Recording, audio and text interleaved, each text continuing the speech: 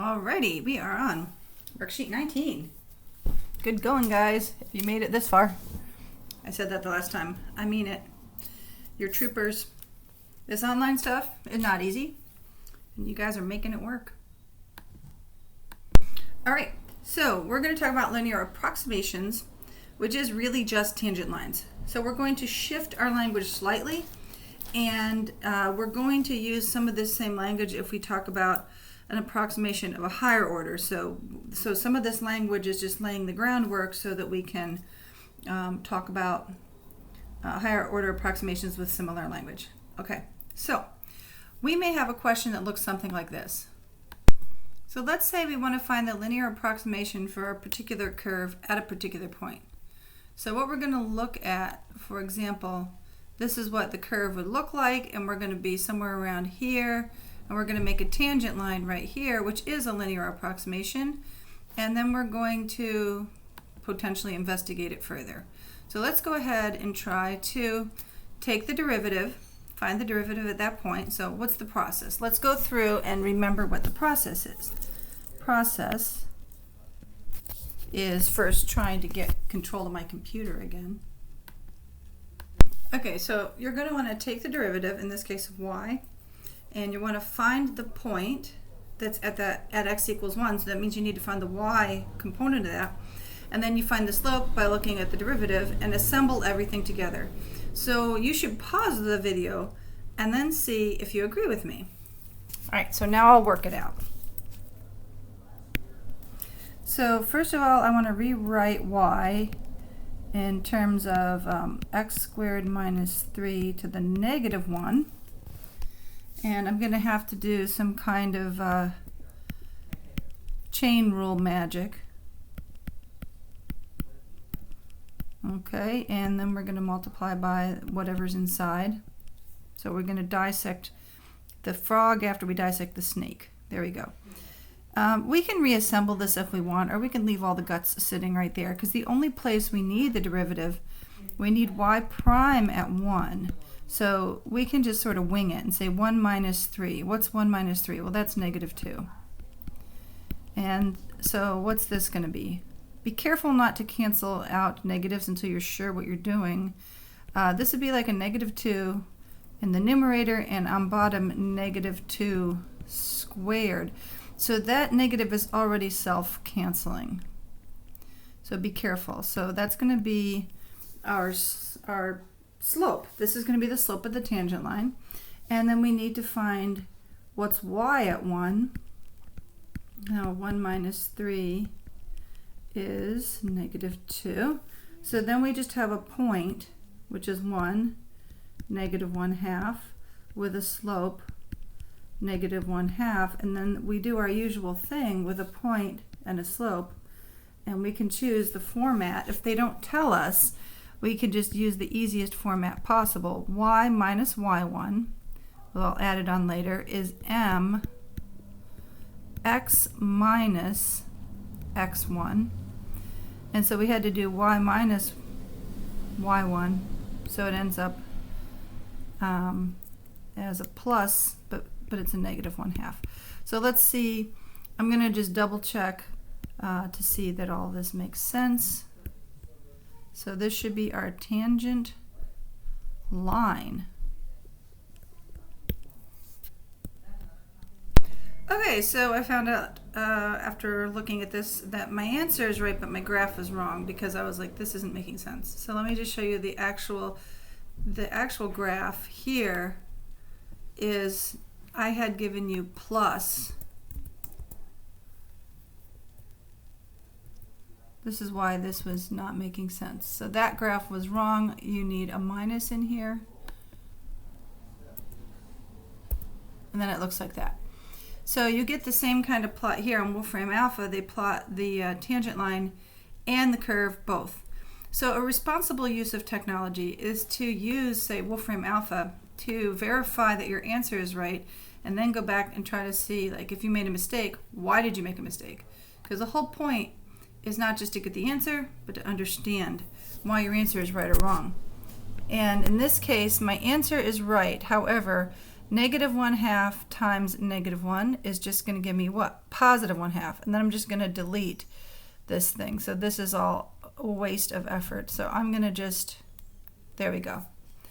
I'm going to just go ahead and let this be my answer because it looks nicer. But the other one was also correct. All right, now I'll come up with another question for you guys.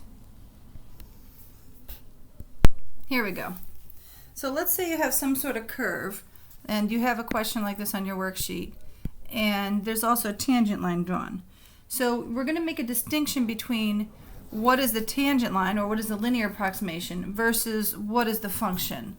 And in this case, let's say we have f at -4 is 3. So this point, -4, 3, is going to be both on our tangent line as well as on our curve, okay? And so then we can ask questions like this, like estimate the value f of -1. So estimate, let me write this down. Okay, so let's say I want to estimate f of -1 using the tangent line, or you could say using the linear approximation. So what you're going to do is you're going to look at this tangent line t at -1, and it's going to give you the following value: 1, 2, 3, 4, 5. So it's going to give you 5. Well, what about estimating f0? Well, it's a little bit higher, almost, let's say 5.8, something like that.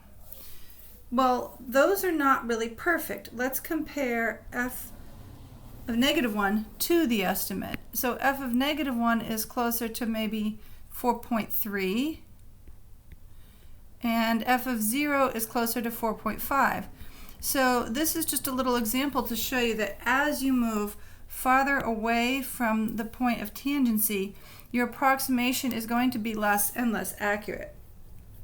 Okay? So you have a whole bunch of exercises that deal with that. And there's a question: is your approximation an over approximation or an under approximation? And here's something to think about. If you see, this is a concave down situation. And whenever you have a concave down situation, what it means is that you're going to pull away from that tangent line in such a way that you're going to over approximate the function. And this is going to be true even if you're on a different part of the concave down. So let's say even if it's flat, that's going to happen.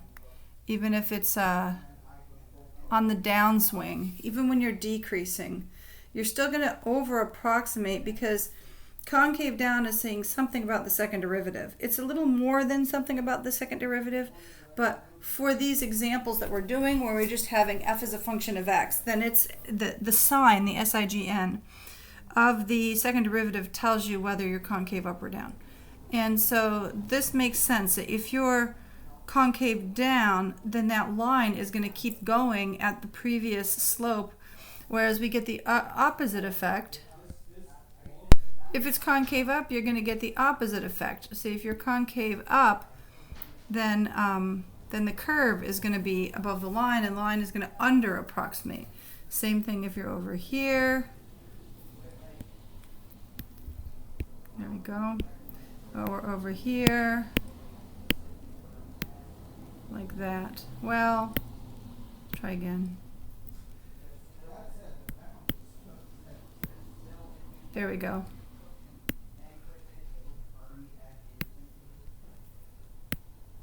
Sorry about that. I'm having trouble grabbing the right tool.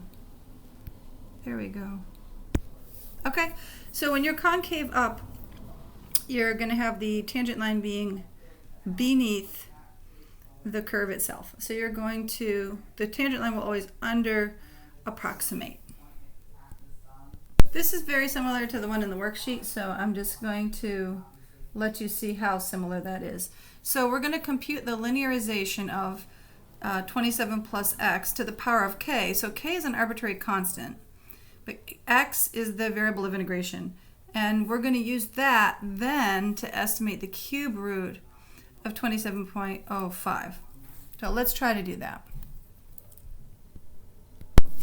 Okay, so first of all, we have y equals 27, or f if you prefer.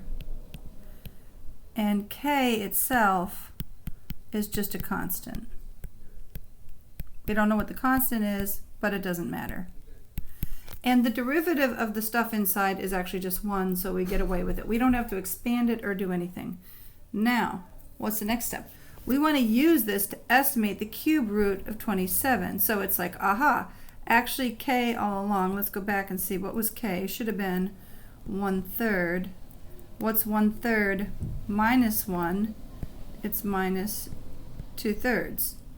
Okay, so now we want to find the slope y prime at 0, because 0 is going to give us, so what we're going to do in our approximation is we're going to use x equals 0.05. Okay, so y prime at 0, so it's already been recentered, so we're near the 27.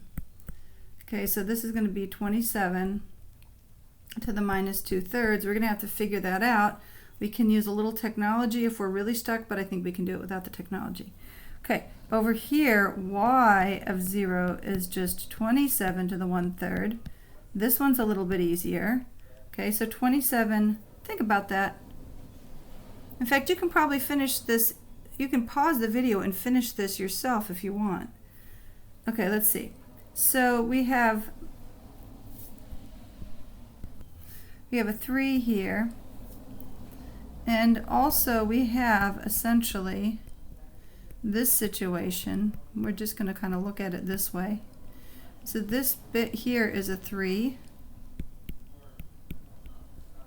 And so it is 3 to the negative 2. So it's 1/27. Okay? So we're going to put all this stuff together. So this point is 0, 3, and the slope is 1/27. So y equals 1/27 x minus x naught. So it would be y minus y naught, which is 3. And so we have to add it over here. Okay, now let's go ahead and see if that looks right online.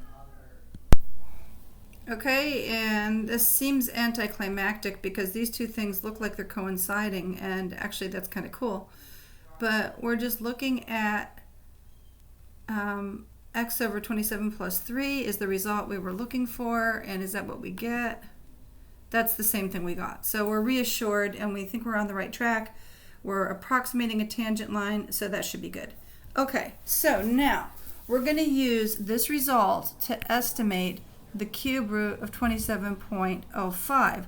So you just plug in x is equal to 0.05 and go ahead and calculate that. Okay, so I just did that in Google because, well, it's easy to show you. 0.05 over 27 plus 3 gives me 3.00185. So we get 3.001. I'm going to double check to see if I got this right. 3.00185. Okay, so we're going to compare this to actually cube root of 27.05 and see what we really get. Oh, cool. 3.0018570.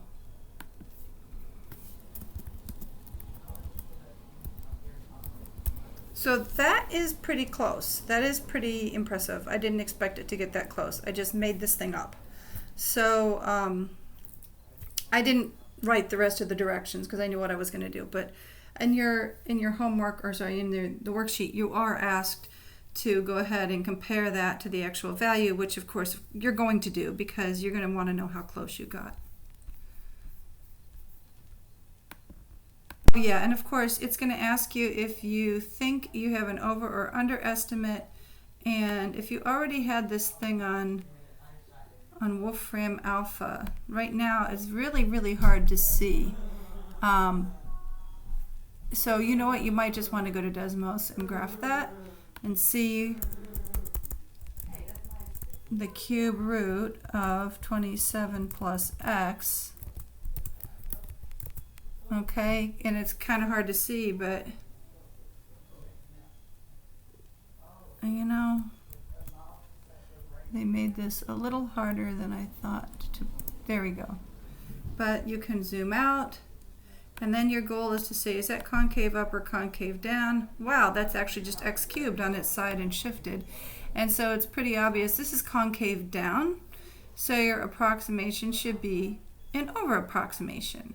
Let me go back and check and see if that's right. So concave down, approx should go over a bit. And your approximation did go over a bit, so it's all good. Everything comes around full circle. We are happy. Yeah. Okay, now the last question you shouldn't need any additional help on, but I just want to make sure you have this recently in your mind. How do you take the derivative of something that looks like this? Well, first of all, if h is the variable, which it is, you want to take the derivative with respect to h. So the 100 gets multiplied in, and this guy, well, is itself times the derivative of what's the argument of that guy. The argument where you think e to the x, but instead of x, it's minus 17h. So this is just going to look like this. Okay, and then if you're looking for a tangent line or a linearization, you have to find this value at a certain h, and that will give you the slope, and so on and so forth. So this is just getting used to seeing h as a variable, and I think that should be enough to get you through the worksheet. See you in class.